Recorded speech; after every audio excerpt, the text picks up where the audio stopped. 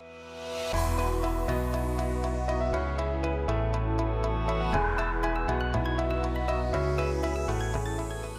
welcome back to the channel, Tea Times for Two, Golf Travel for Couples. I'm Scott. And I'm Cheryl. And in today's video, we're at Sunset Beach, North Carolina at the Sandpiper Bay Golf and Country Club. And we're going to rate and review the course. So stay tuned.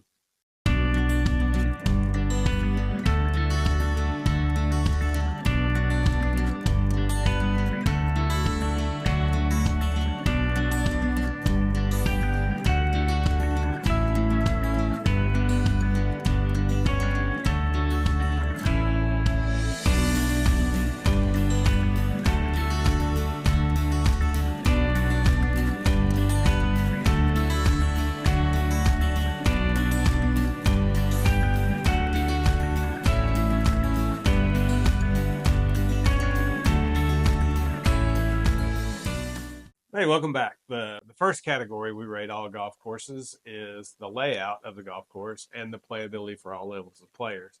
For the layout, we're going to give Sandpiper Bay 3 stars, and the playability? 4.5 stars. 4.5 stars. Yes. All right, sounds good. So Sandpiper Bay is a 27-hole complex. It's just across the North Carolina border in Sunset Beach. Yep. It has 3 nines, the sand, the piper, and the bay. There you go.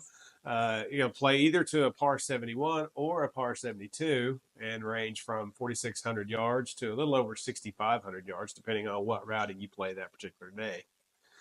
All 3 nines weave through many, many ponds and lakes and the tall Southern Carolina pines, but most of the water is on the sides and you don't have too many forced carries. So it plays a lot easier, I think, for the higher handicap player. Now, while Sandpiper Bay is tree-lined and it does have lots of water, I don't think it plays near as difficult as some of its neighbors like Oyster Bay or the Pearl or Thistle, or even a couple of them at Sea Trail. I think it's a great course for scoring, and it's an enjoyable day on the golf course without the course beating you up and feeling like you've just been worn out. The bunkers are also shallow, not as severe. So, it's not as severe as many of the courses, so not as penal. Also, the greens are flatter than some of the more difficult tracks in Myrtle Beach and easier to putt. Yeah, that's why I picked this one when we played it. It was when you were just starting out, I guess, the first time we played it. And I had played it when it first opened, and I knew it was a lot easier golf course, so I thought it'd be great course for you to play, and you did really well there. So, yeah, it was a good day. Good day. All right, the second category we rate every golf course is on its aesthetics or its beauty, the wow factor, so to speak. And for Sandpiper Bay, we're going to give it 3 stars. 3 stars. Sandpiper Bay is close, real close to such gems as Thistle, but the Pearl, in fact, it's right down the street, and Oyster Bay. And it's a quality golf course, but it lacks the wow factor of those others. It doesn't have the holes on the marsh and doesn't have the mounding and like Thistle does and the native grasses. But it's just a nice, relaxing day on the links. I think the first time I played it was actually the year it opened, and the pine trees were new and small. And the last time we played it was 20-something years after that. Those pine trees had grown in, so it makes it a little bit tighter than it was before, and I think a whole lot more visually pleasing than it was before. And so some of our favorite holes, starting on the bay side, hole number 2, it's going to be a medium par 4 with water down the left side and a bunker off the tee right, making the tee shot very tight. So the smart play is going to be a layup off the tee. Yep. You didn't take the big dog out on that one, did you? No. Number 4 on the bay side. It's a short par 4. It's drivable, which is fun, but the green is protected by bunkers all the way around it. So really, it's kind of hard to bounce the ball in there. So smart play is to leave it up whatever your favorite distance is with your wedges, so you got a full shot in there. And so going over to the sand side, hole number 2, it's going to be a medium length par 3 with water down the left and bunkers protecting the green on both sides. So your club selection on this one is going to be crucial. Closer than me. Yeah, got to take out the right club. Number 9 on the sand side is a really long par 4. I think it's the most difficult hole on that side, and it's going to test your driving and your iron play. It's a slight dog leg left with bunkers off both sides of the fairway off the tee. And if you want to get it close, the green favors a draw into it because it's kind of offset a little bit. So you just got to man up and hit a good tee shot on this one. And then you got to play a really good iron shot in. So if you're counting on that this is your last hole of the day and you're counting on making birdie, it's going to be a challenge for you.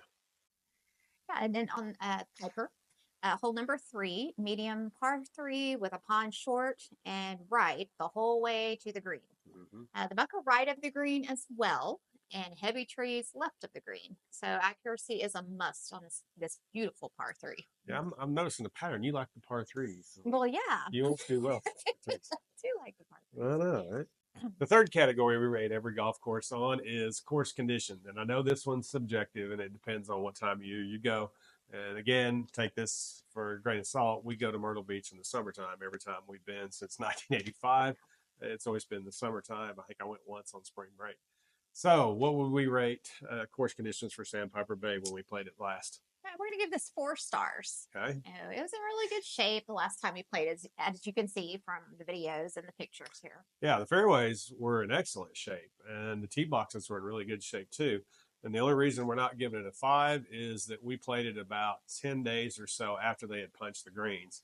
Now, I always call out ahead of time to find out when they're doing their summer maintenance. So we know when the greens are going to be punched, and I try not to play them for 3 weeks after they punch them so we don't have that issue. And I knew they had done theirs 10 days prior when we got there. But this was a last minute booking. I think we were going to play the Thistle that afternoon, and we just decided to throw this one in there, and because it was close, Yeah. and we could go down Calabash and get some seafood in between. So I thought, we'll try it, we'll risk it.